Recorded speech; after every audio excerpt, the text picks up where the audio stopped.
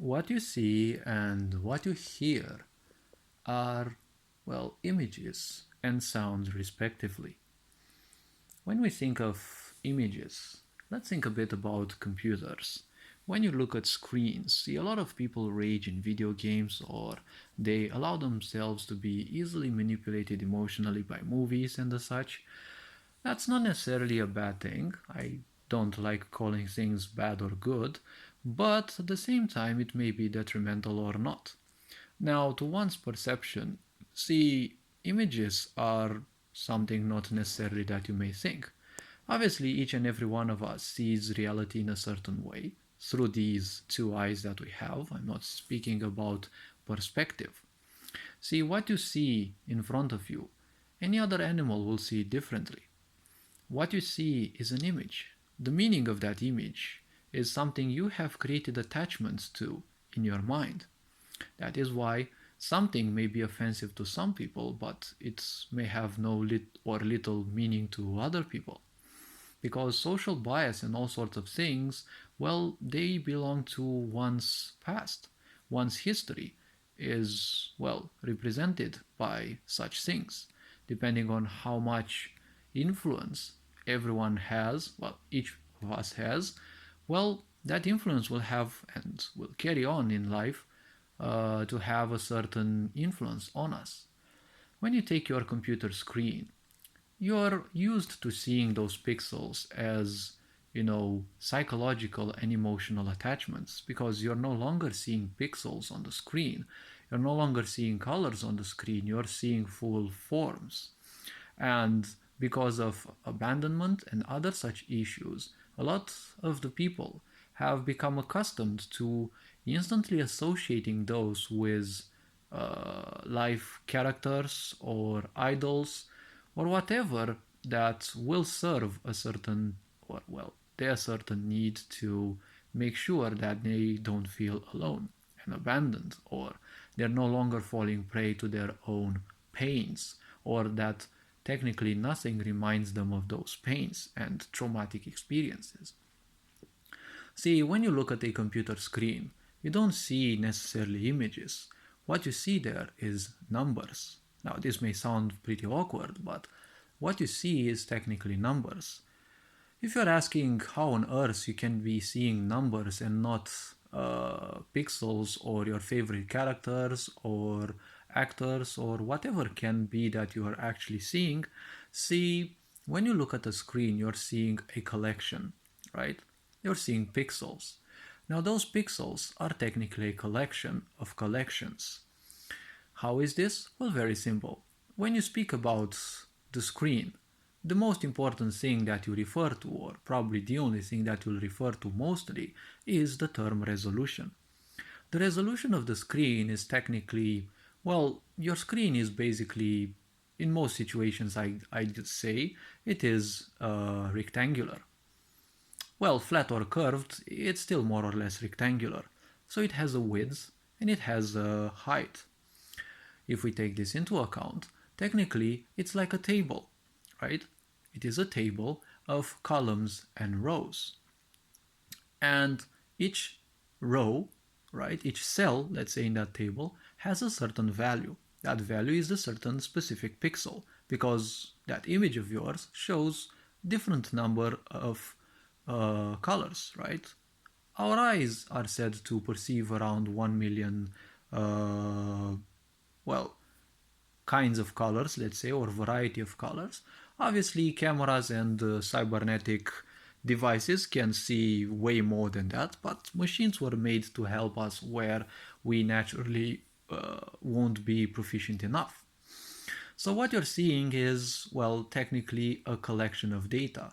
Now, what is a collection of data? Well, basically it is a group of, well, sorted or unsorted pieces of data.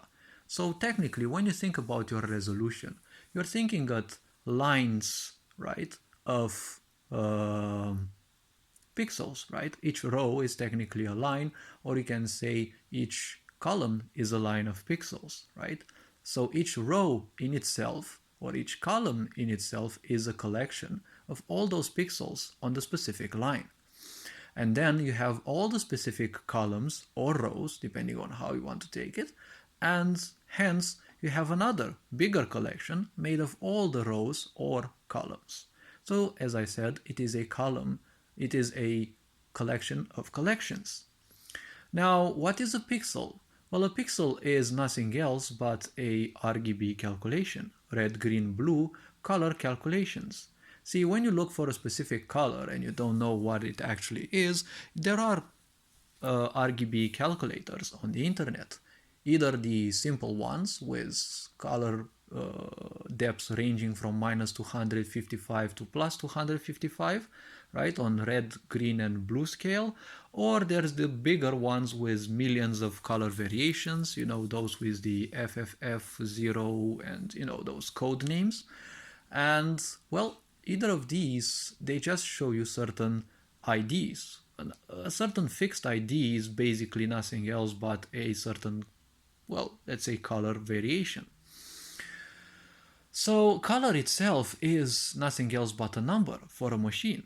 It is technically a number because you have a value for red, for green, and for blue. Because, well, that's how our visual organ of sight actually functions on color depth detection for red, green, and blue. These three combined, well, lead to the creation of other colors based on whatever depths each has. So when we think about these numbers, technically your image is a collection of numbers. Well, a set of collections of numbers which are included in a bigger collection. So as I said, a collection of collections of numbers. Now these numbers, ultimately, they are simply broken down into zeros and ones for the machine. So what you're seeing is nothing else but strings of zeros and ones. So when you hear all these people talking to you about, turning humans into machines, see, they're not looking to turn you into a machine. They're looking to turn you into a minor human, right? Which can be fully controlled, because at the same time it will be dumbed down much more than this sick society is doing already to most people, and well, full control could be enabled this way. Why am I saying a lower human is because, see, when I was young, I was perceptive that there are multiple dimensions of life. And one of those I used to call the cybernetic dimension. In time, I realized that the cybernetic dimension is nothing else than something regarding what we may call the brain. See, it is a, let's say, magnetic resonance dimension. And, thoughts and the such, they are also life forms, which, well, they gravitate throughout this universe and they have their own life. And you get certain ideas when they, let's say, cross your mind. But the point is, you also create such life forms, and well, some of them can actually have certain powers. You can create toolpaths and the such, but I'm not gonna dive into too many details because I'm a bit fuzzy on these ones, and also I reserve my skepticism regarding the information that I have assimilated based on this. So the cybernetic dimension is basically what I found out later to be the unconscious mind. The brain functions based on the unconscious mind because the brain is all about survival. All these impulses, they are survival based, right? And these impulses, they are nothing else but strings of data that read certain things and technically act as condition checkers. If the condition is true, then react and execute the code.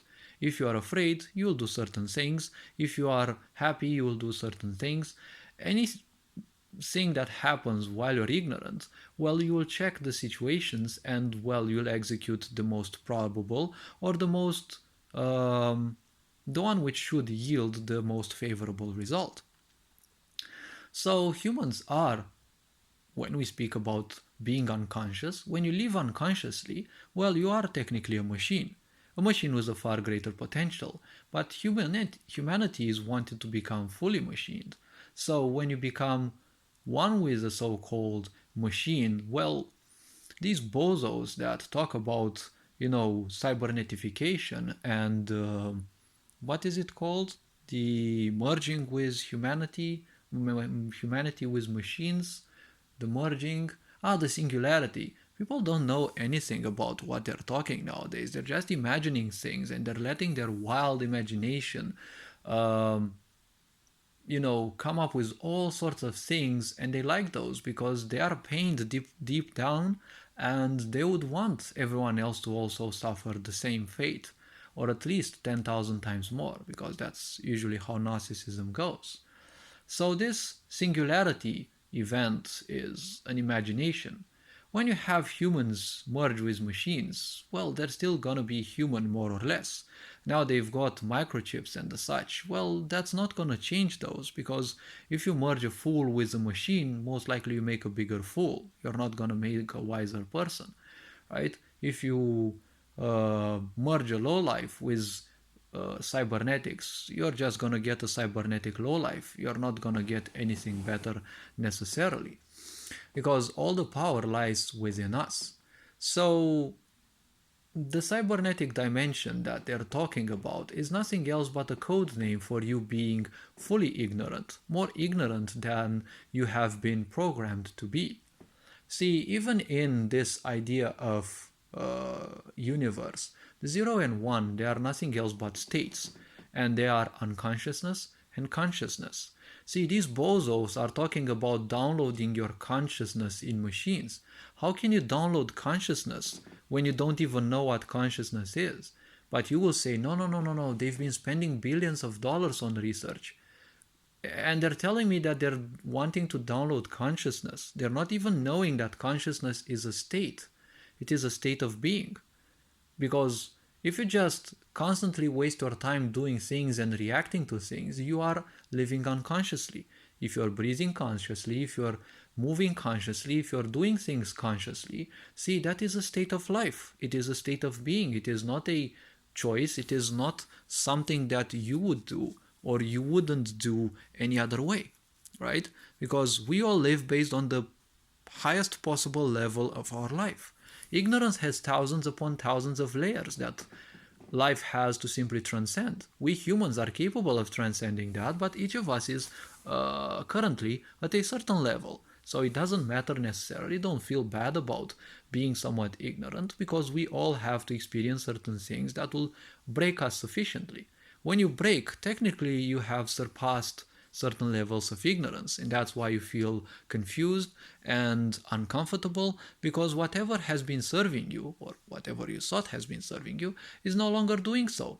So now you need a greater foundation, and many people make the mistake that they find or seek such foundations within other people or within the premises of their own mind. Hence, that's why they get so easily distracted. So life is 0 and 1. The images that you see in, for example, at computers, they are zeros and ones. The sounds that you hear, they are fluctuations, they are variations, and ultimately they are just code. They are 0 and 1. When we think about, sounds generated by machines, because machines function on zeros and ones. The universe functions based on zeros and ones. And guess what? Your state of existence is 0 or 1, right? You're either alive or you're either dead. When you're unconscious, you're more or less dead, because you're acting like, 1% of your entire being. When you are conscious, you are a bit more alive. So these are just states of existence that you cannot simply break or outrun, or you cannot simply download or the such.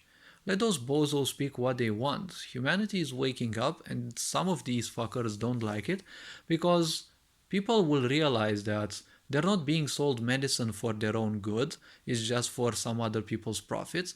People aren't coming up with solutions to the pandemics, they're just creating more so that you get stuck even more, and so that you get even more deprived of rights and freedoms and the such. I mean, even the word freedom has become so-called racist on I don't know what social media platform. So if this is the society that you wish to embrace, well, hopefully this video was introspective and opened your eyes a bit to see that everything in life is either a yes or a no. Also, the possibilities in between, because only a sick society wants you to answer with yes or no, because only a sick society wants you to be one of the extremes. Each of the extremes cannot exist without the other, right? because even in space, you have stars, for example, which is the extreme version of heat, and you have the whole wide cosmos, which basically is the extreme of cold. Everything that you take in this world is the two extremes, the two possible extremes, obviously, and all the possibilities in between, right? But a sick society doesn't want possibilities, it just wants an extreme, and it wants it to be ignorant. When you are teaching children that there is no other possibility but your own point, that is already a crime, because you're denying all the possibilities that there can be in a simple child, because even that simple child is a life force in the end. And each of life forces that come in this world, they have a certain potential. And that potential is a package, let's say, that is in a way meant to make your life better. If you're seeking to make that help worse, well, that is up to you. It is your own choice. But don't feel bad when even more suffering comes down your way. It is not a punishment, it is what you have actually asked for. As Christianity says, seek and you shall find, right? Ask and you shall be given. Now, see, in life, always seek to never become an extreme, because when you become one, you're nothing else but a sad conclusion and nothing else can change you. When you are any of the possibilities, you're simply fluctuating. Why do you think that trees have adapted to become capable to simply move? And in some cases, some species of trees, even the harshest winds don't get to bend them because, well, they don't get to break them because they have learned how to bend well. All this being said, hopefully this video was introspective enough. Take care, feel free to also watch any other content on this channel, and well, embrace life. Ferinjan Board signing out.